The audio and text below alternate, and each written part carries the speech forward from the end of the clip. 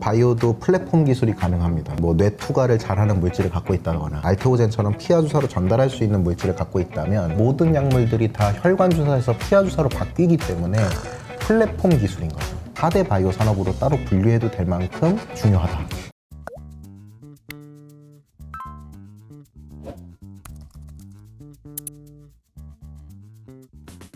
안녕하세요, 이호석입니다. 오늘은 신한투자증권의 엄민용 연구원님 모셨습니다. 안녕하세요. 안녕하십니까? 네, 저희 채널에는 처음이시니까 간단하게 인사 좀 부탁드리겠습니다. 네, 안녕하십니까? 저는 신한투자증권에서 제약바이오 산업과 기업 분석을 맡고 있는 엄민용 연구원입니다. 제가 연구원님을 찾아뵙고 한번 좀 출연을 좀 부탁드립니다 라고 말씀드렸던 이유가 올해 우리나라 주식시장에서 정말 핫한 주식인데 사실 일반 개인 투자자들에게는 그렇게 많이 알려져 있다라고 보기는 좀 어려운, 막 엄청 화제가 되진 않는, 작년에 네. 예를 들자면 2차 전지처럼 막 이렇지 네. 않은, 근데 정말 좋은 기업이고 정말 좋은 회사가 있는데 이 회사를 3년 전부터 탑픽으로 묵직하게 미셨던 그런 연구원님이 있다고 해가지고 한번 찾아뵙고 네. 한번 좀 나와주세요. 네. 이런 회사도 좀 소개하고 싶고 네, 네. 연구원님도 한번 좀 소개해드리고 싶어서 한번 부탁을 드렸는데 출연해 주셔서 너무 감사드리고요. 개인 소개를 조금만 더 해주실까요? 어떤 커리어를 가지고 오셨는지?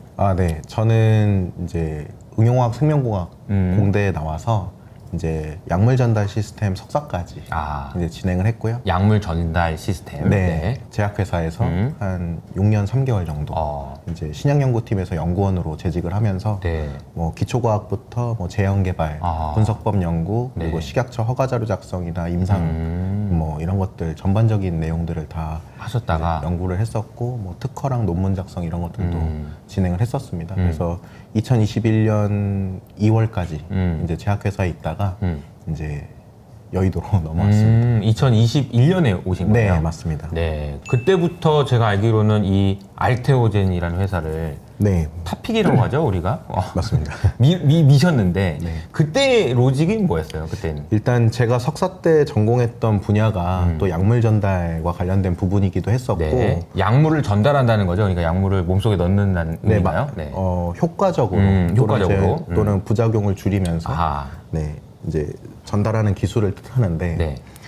제가 석사 때 전공이었던 만큼 알테오젠을 처음 봤을 때 이 기술에 대한 파급력을 좀 강하게 느낄 수 있었어요. 오. 그때 당시에는 이제 알테오젠이 그냥 피하 주사로 전환하는 기업 정도로만 여겨졌었는데 갖고 있는 기술 플랫폼에 대한 확장성이나 네. 또는 지금 계약하고 있을 것으로 추정하고 있던 기업의 제품들이나 이런 것들을 계산기를 실제로 두들겨 봤을 때 이 기업은 국내 제약바이오 기업들 중 가장 대장주가 될 수도 있겠다라는 그때 판단이 있었고, 그때 또 전통제약사 제네릭이나 또 삼성바이오로직스가 하고 있는 위탁 생산 사업, 네, 네. 그리고 셀트리온이 하고 있는 바이오시밀러 사업은 이제 경쟁자들이 좀 많아지고 있는 추세였기 때문에 이 시장이 만약에 레드오션으로 간다 그러면 전체 애널리스트들의 그 뷰들이 바이오텍으로 2, 3년 안에 옮겨질 걸로 또 예상을 했었어요. 그래서 저는 그때 뭐 삼성바이오로직스나 셀트리온을 탑픽으로 하지 않고 일단 최대한 제 산업 경력을 좀 살리면 좋겠다라는 생각으로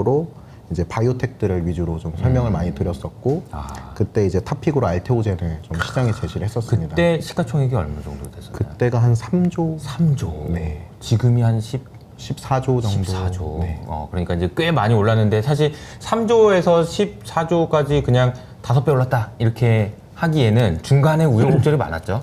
엄청나게 많았었어요. 네, 어떤 우여곡절이 있었어요? 살면서 들을 수 있는 욕은 다 들었을 정도로. 아, 정말요? 22년도에 시가총액이 이제 1.4조까지 한번 3조에서 1.4조. 네. 야, 이거 좋다라고 했는데 반토막이 났구나. 네, 그때 이제 모든 원망을 다 들었던 것 같아요. 네. 그래서 이 기업이 뭐 기술이 좀 반환되는 거 아니냐, 뭐 여러 얘기들이 많았었는데, 네네네.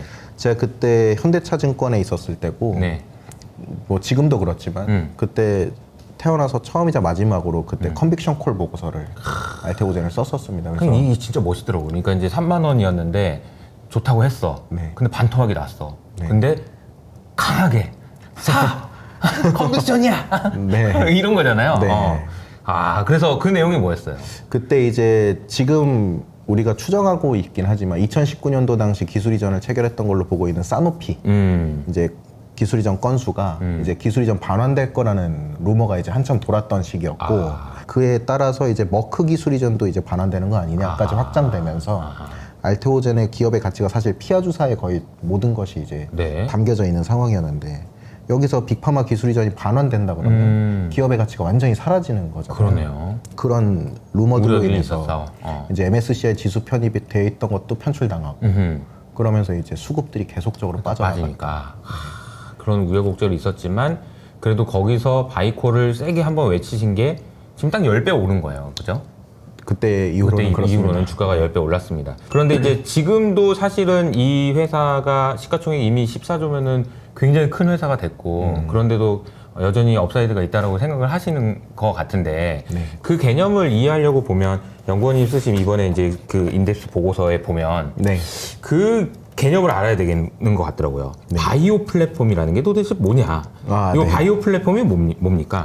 네, 일단 가장 쉽게 말씀드리면 뭐 자동차 배터리 같은 거죠. 이제 카울만 바꾸면 아하. 이제 연속적인 이제 차량을 네, 이제 네, 네. 신제품으로 출시할 수 있는 것처럼 바이오도 플랫폼 기술이 가능합니다. 네. 그래서 어떤 뭐 뇌 투과를 잘하는 물질을 갖고 있다거나 아니면 뭐 알테오젠처럼 피하 주사로 전달할 수 있는 물질을 갖고 있다면 피하 주사라는 것이 그러니까 좀 정맥 주사처럼 이렇게 깊하게 이렇게 아프게 하지 않고 좀 덜 아픈 거를 얘기하는 건가요? 일단 뭐 네. 바이오 플랫폼을 말씀드리기 전에 네네. 알테오젠의 피하 주사 기술에 대해서 좀 네네. 가장 쉽게 설명드리는 방법이 있습니다. 그래요. 어떻게 해요? 그게 바로 벌침입니다. 벌침. 네. 벌은 우리 피부 표면을 톡 쏘고 날아가잖아요. 네네네. 독침이 굉장히 작은데도 불구하고 이 독이 전신에 퍼지는 이유가 있습니다. 뭐예요? 그게 바로 이 물질을 잘 전달시킬 수 있는 물질이 그 독 안에 들어가 있기 때문이에요.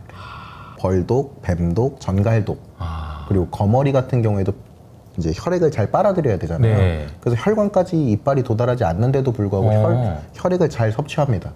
그 이유가 이 물질 때문인데 이 물질의 이름이 바로 히알루론산 분해 요소입니다. 그리고 이 히알루론산 분해 요소는 이제 딱 들으셨을 때는 조금 이게 뭐지? 라고 생각하실 수 있는데 굉장히 쉬운 물질이에요. 우리가 점안액으로도 넣고 코나 팔자주름 필러에도 사용하는 필러의 원료입니다.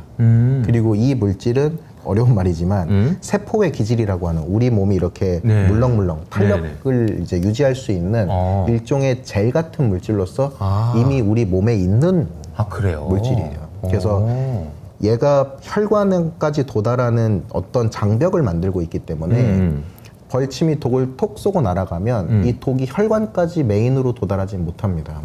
그러면 이 안에 있는 히알루론산 젤을 일시적으로 붕괴시켜주는 히알루론산 분해 요소를 같이 찌르는 거예요. 그러면 독이 이제 메인 혈관까지 도달하게 되는 거죠. 이게 뱀독, 전갈독에 다 적용이 되어 있고 이 기술을 의약품에 적용했더니 기존의 바이오 의약품 같은 경우에는 경구제로 투여하면 침이나 위액에서 다 분해되거든요. 그래서 바이오 의약품은 보통 혈관 주사를 통해서 들어갑니다. 그래서 병원에 가보시면 이제 링겔 달고 이제 투약 받으시는 분들이 이제 혈관 주사를 맞는 건데 이 환자들이 히알루론산 분해 요소를 섞어서 약물을 투약했더니 우리가 뱃살에 찌르는 혈관 주사만으로도 그걸 이제 피하 주사라고 하죠. 피하 주사만으로도 혈관 주사만큼의 효과가 나오는 거예요. 이게 원래대로 피하 주사를 그냥 찌르게 되면 흡수가 잘 안 돼서 약효가 떨어지는데 이게 심각한 문제까지 발생될 수가 있어요.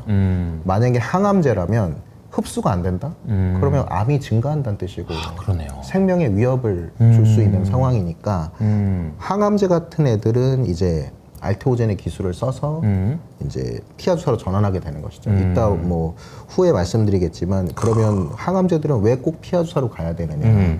일단 의약품에 전체적으로 적용되는 것인데 이 피하 주사를 사용하게 되면 입원 비용이 발생하지 않습니다. 보통 혈관 주사 같은 경우에 4시간 정도 투약 시간이 걸리는데 이제 피하 주사는 보통 5분 이내에 투약이 완료되기 때문에 환자들이 입원 비용을 쓰지 않아도 되고 보험사나 국가 재정적인 측면에서도 당연히 입원 비용을 주지 않기 때문에 이제 효과적일 수 있죠. 그래서 환자 편의성이 늘어난다. 그리고 두 번째가 이제 가장 중요한 부분이지만 바이오시밀러를 방어할 수 있다. 바이오시밀러를 비슷한 거를 만드는 거랑 이것도 조금 쉽게 설명드리면 아무리 이제 수십조 원의 매출을 일으키는 제품이라 할지라도 특허가 끝나게 되면 네. 이제 복제약이 나올 수 있습니다. 케미컬 약품 같은 게 이제 제네릭이라고 하고 네. 바이오 약품 같은 경우에는 바이오 시밀러라고 부르는데 네. 국내에 있는 셀트리온이나 삼성바이오 에피스 같은 기업들이 바이오 시밀러 사업을 하고 있습니다. 블록버스터 약품이 특허가 만료되게 되면 약가가 훨씬 낮은 상황에서 시밀러가 출시되기 때문에 오리지널을 갖고 있는 기업들은 매출이 떨어지게 돼 있어요. 그래서 원래 팔고 있다가 네. 비슷하게 더 싸게 만든 애가 있으면 얘가 떨어진다는 얘기죠. 맞습니다. 근데 기존의 바이오 약품들이 특허가 만료되면 바이오 시밀러 기업들은 혈관 주사 제형으로만 출시할 수가 있고 오리지널 기업은 피하 주사로 출시가 돼 있는 상태이기 때문에 바이오 시밀러가 진입하는 것을 막을 수 있다. 이게 이제 원래 비싸게 팔고 싸게 팔아도 이거는 지금 피하 주사를 할 수 있는 애고 얘는 안 되는 애니까 차별화가 생긴다는 거네요. 그쵸. 아하. 그래서 이제 피하 주사로 바이오 시밀러 시장을 막을 수 있는.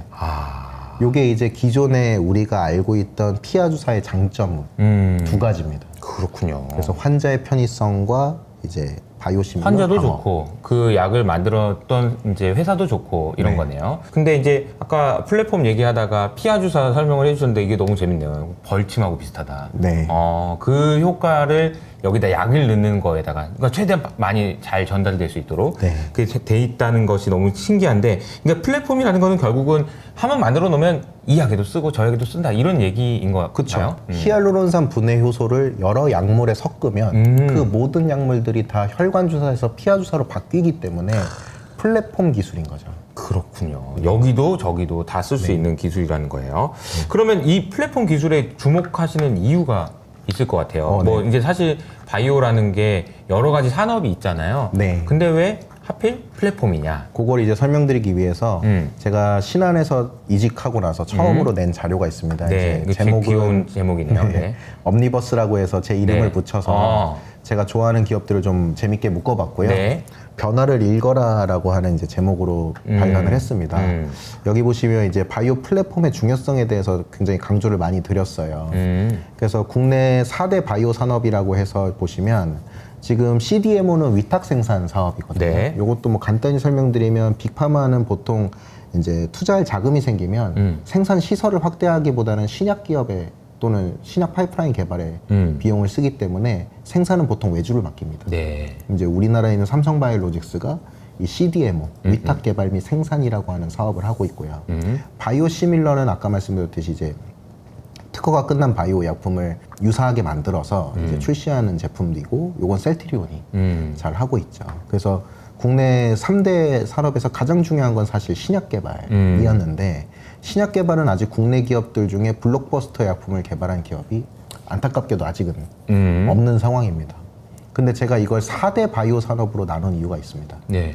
왜냐면 최근 빅파마들이 우리나라 플랫폼 기업들하고 굉장히 많은 딜을 했어요. 어허. 이걸 많은 분들이 좀 모르실 수 있는데 네. 이 부분이 정말 많고 또 성과가 집중되게 나오고 있어서 제가 4대 바이오 산업으로 따로 분류해도 될 만큼 이제 중요하다.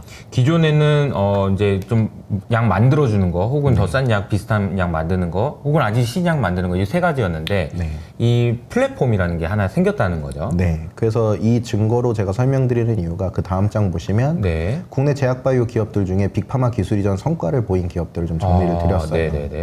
보시면 지금 ABL 바이오, 종근당, 오름 테라퓨틱, 리가캠 바이오, 알테오젠 이런 기업들이 지금 굴지에 글로벌 빅파마들하고 네. 계약을 체결을 했고요. 지금 보시면은 전통 제약사는 종근당 한 곳밖에 없다는 게 가장 큰 특징입니다.